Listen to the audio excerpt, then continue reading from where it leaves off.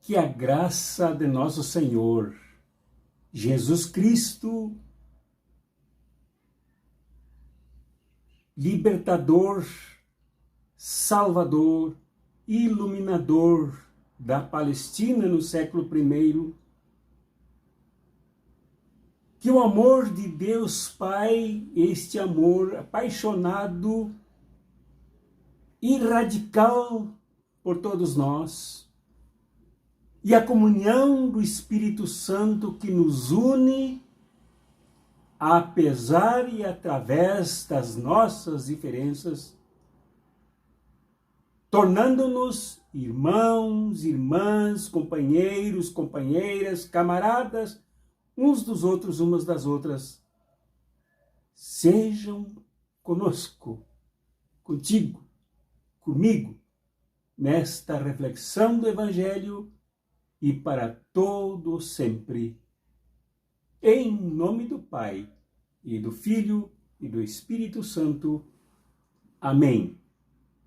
E em nome da Santíssima Trindade, que recomendo que vocês deem pause aqui para ler o Evangelho indicado para este domingo, dia 19 de março de 2023, para reforçar o nosso quarto e último domingo da Quaresma. Reflitam aí com as pessoas, mas é muito importante ler este Evangelho, que é um capítulo inteiro de São João, para refletirmos juntos, depois da vinheta.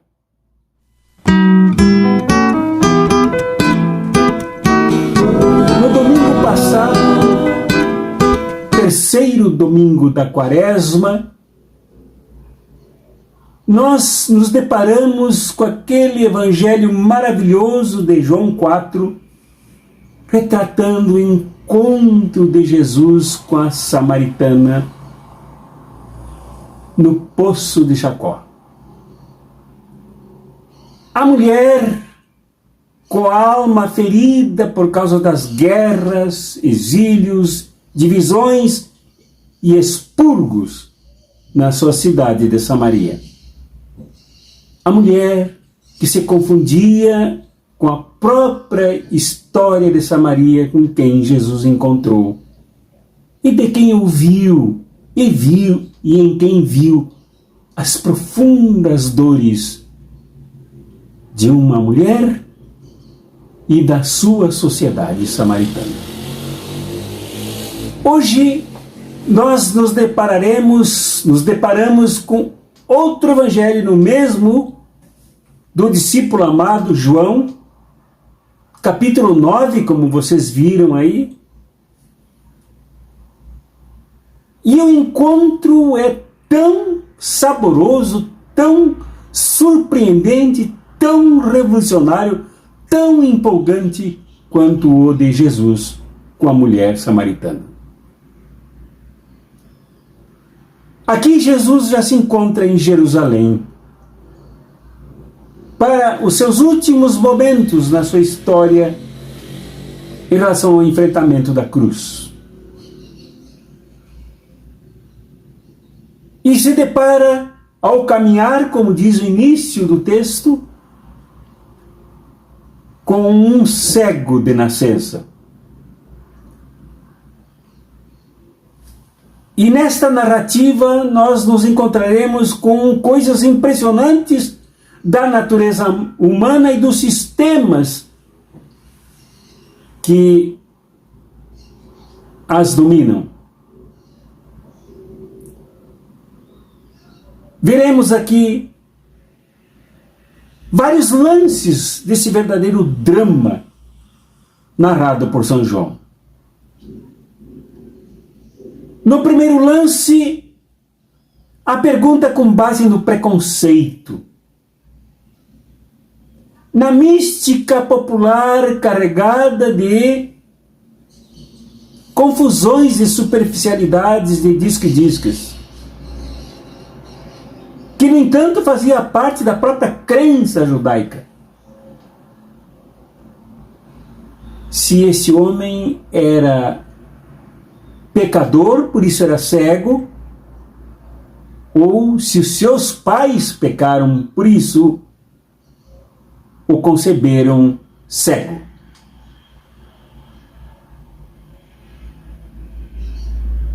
Para falar ainda sobre esses preconceitos, mais tarde se arma um verdadeiro tribunal antecedido por interrogatórios policialescos feitos pelos fariseus, que viram as obras de Jesus na vida do cego, a intervenção de Jesus na vida do cego, os olhos que se abriram e passaram a enxergar, interrogaram muito o homem e também se moveram por profundos preconceitos cristalizados por uma ideologia discriminatória, excludente, opressora. Os fariseus perguntaram como ele passou a ver e chegaram a duvidar que ele era ele. Chegaram a pensar que ele mentia. Chamaram os pais, bem como se fazem em delegaciazinha de interior. Chamaram seus pais para que confirmassem que aquele se tratava de seu filho.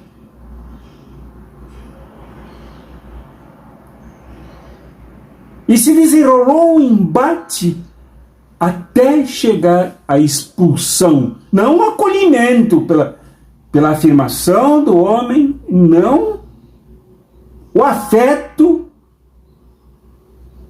para apoiar o novo momento que vivia o homem, mas em nome de suas verdades cristalizadas, de seus dogmas, da sua crença num sábado no qual nada se podia fazer, nem mesmo socorrer uma pessoa.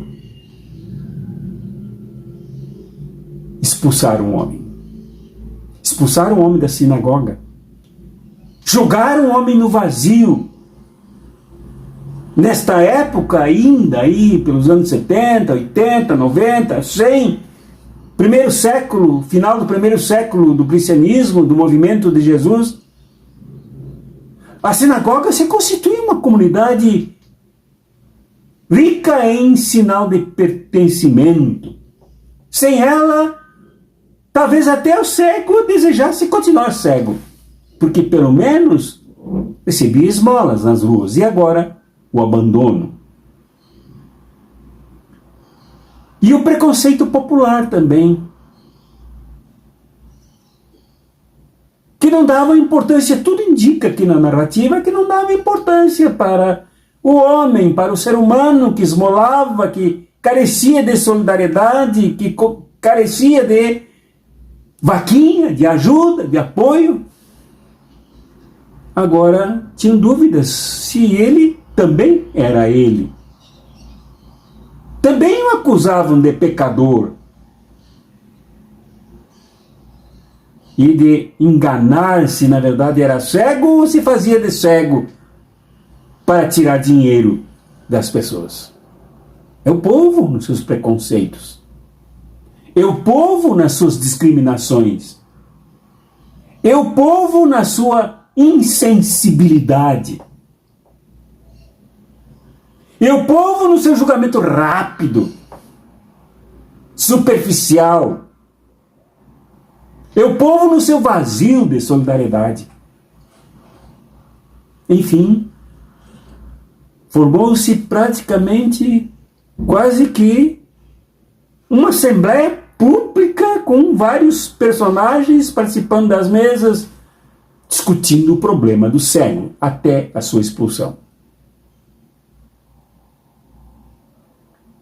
No entanto, se prestarmos bem atenção na leitura, na dinâmica da narrativa, veremos que o próprio cego passa por um processo de emancipação, de empoderamento, de afirmação perante essa sociedade cruel, perante uma instituição religiosa que, em nome da religião, se tornou uma delegacia e um tribunal de julgamentos para expulsar depois. Chegaram ao ponto de julgar o próprio Jesus, dizendo que ele era pecador porque curara no sábado.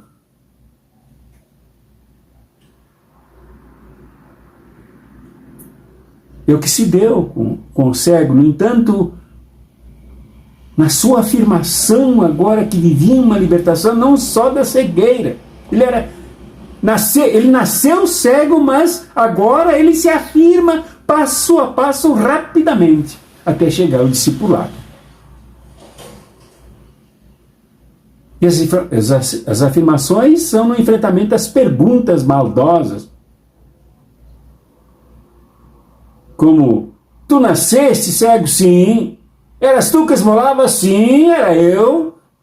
Com toda a sua honestidade intelectual. Mas como passasse a ver? Um homem assim, passou por mim, passou lodo nos meus olhos, cuspiu na terra, fez lodo e me mandou lavar os olhos na piscina de Siloé. E eu fui, lavei os olhos, retornei vendo. O homem relatou honestamente o que se passava com ele. Mas os interrogadores, os policialescos, insistiam. Mas tu não achas que ele é um pecador? Olha, eu acho que ele é um profeta, porque somente um homem vindo de Deus é capaz de fazer esta obra.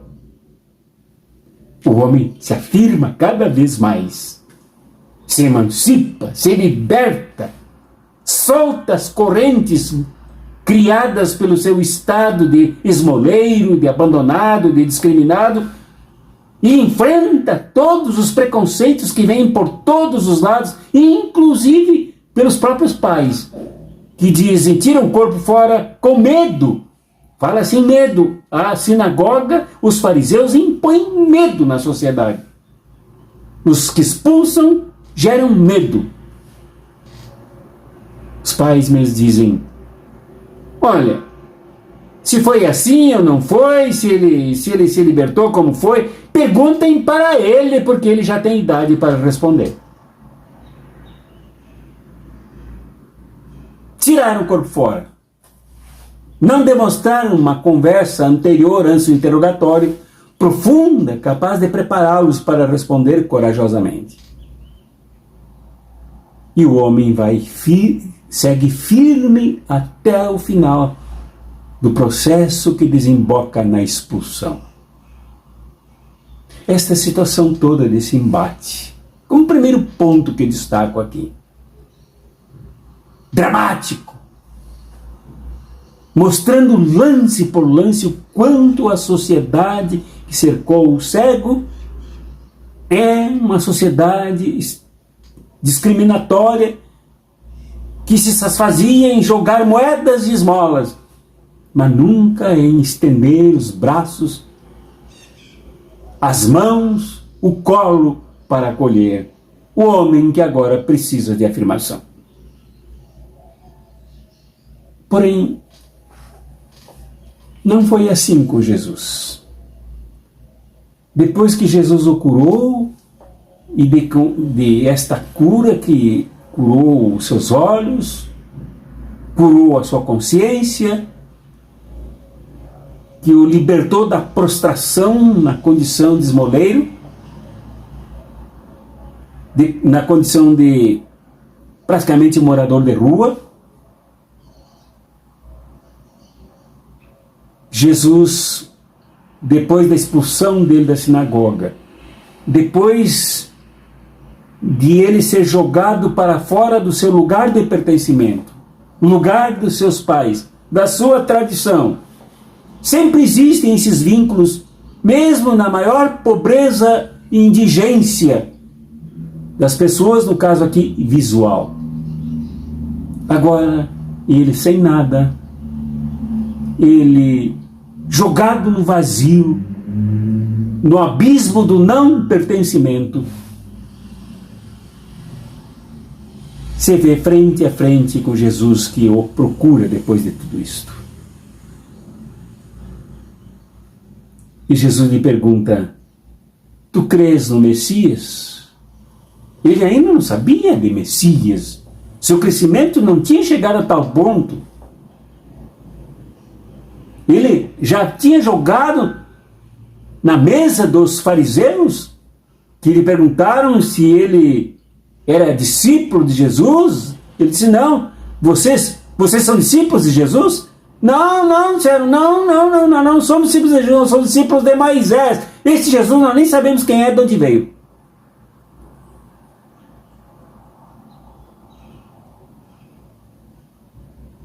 Aí eles invocam um Moisés abstrato, um Moisés figura, um Moisés do passado, um Moisés cujo conteúdo eles perderam, viraram leis secas e vazias, discriminatórias.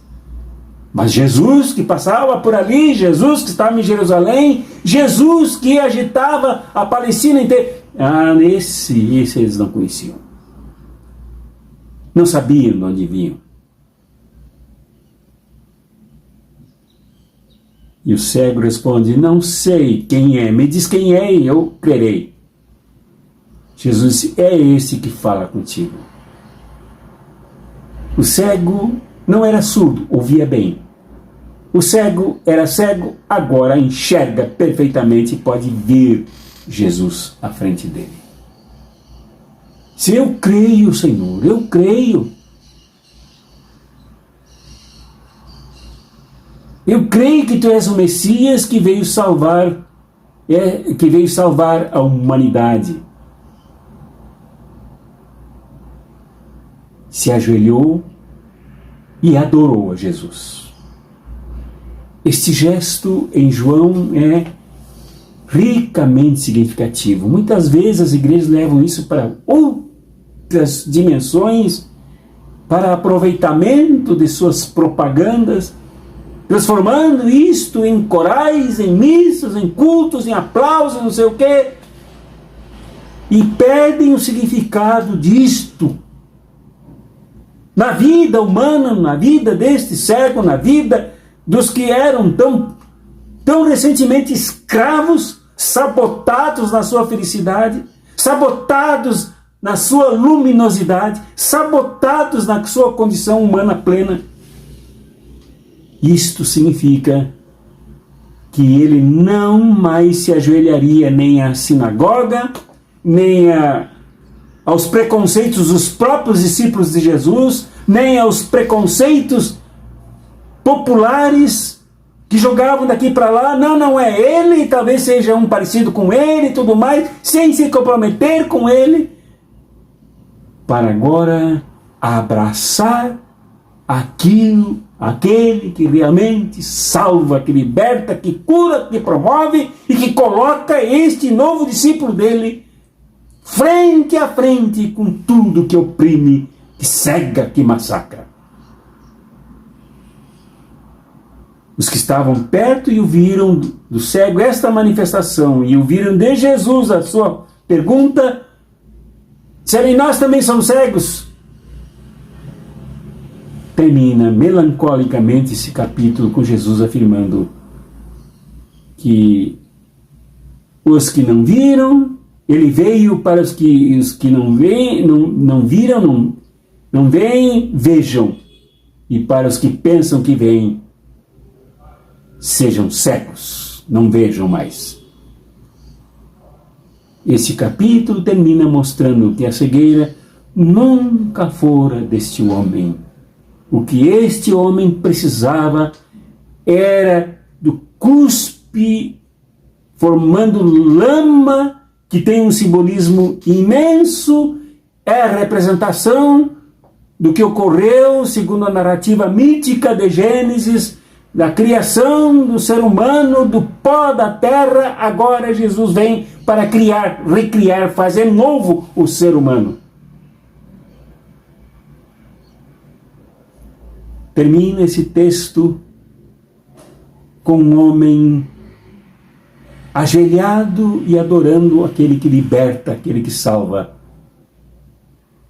Em contradição aos momentos em que ele se via não ajoelhado, mas prostrado à cegueira, prostrado à esmola, prostrado nas ruas, prostrado aos preconceitos, prostrado ao medo da expulsão, prostrado diante de uma sinagoga repressiva, opressora, desrespeitadora, excludente, como ele acabou de enfrentar.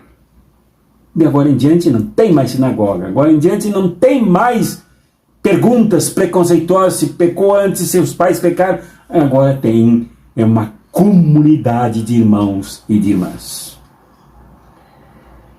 Esse evangelho, esse domingo, o quarto domingo da Quaresma, é de uma intensidade que nos sacode, que nos pede revisão de vida, que nos pede abertura dos olhos para vermos a luz que brilha intensamente e que nos ajuda a enxergar tudo o que antes nos cegava. Este evangelho é uma conclamação a que nos tornemos discípulas e discípulos deste Jesus que veio, como ele mesmo diz aqui nessa narrativa, para ser luz do mundo, romper a escuridão, seja ela qual for, escuridão que submete, a escuridão que intimida, a escuridão que gera fantasmas, a escuridão que gera escravização, a escuridão que joga na rua, a escuridão que expulsa, a escuridão que faz de tudo para arrancar do ser humano o seu senso e significado de pertencimento. Com Jesus nós pertencemos agora. Com Jesus nós enxergamos agora. Com Jesus nós somos chamados e chamadas a também iluminarmos o mundo, a estendermos esta luz para que outras pessoas também enxerguem e rompam as suas insignificâncias, seus insignificados, as suas expulsões. Deus te abençoe, meu irmão e minha irmã. Te guarde, te fortaleça, mas sobretudo que o Jesus que cura da cegueira, te cure também de qualquer cegueira, preconceitos, discriminações, juízos, legalismos, dogmatismos. Que Jesus te liberte e te faça forte como o homem da narrativa, para enfrentar toda e qualquer discussão com honestidade intelectual, com clareza, com compromisso, mas que sobretudo que Jesus em ti, gerando obras em ti, produzindo obras recriadoras em ti, te faça levantar os joelhos diante de todos os ídolos que escravizam, que diminuem, que expulsam, que excluem, que preconceituam, e te faça ajoelhar tão feliz e alegre diante do Jesus que cura, que liberta, que promove, que emancipa e faz discípulo e discípula de mim e de ti. Que a bênção de Deus Pai, Filho e Espírito Santo seja contigo, agora e para sempre, nesse final de processo de reflexão, de arrependimento, de confissão e, sobretudo, de conversão. Amém.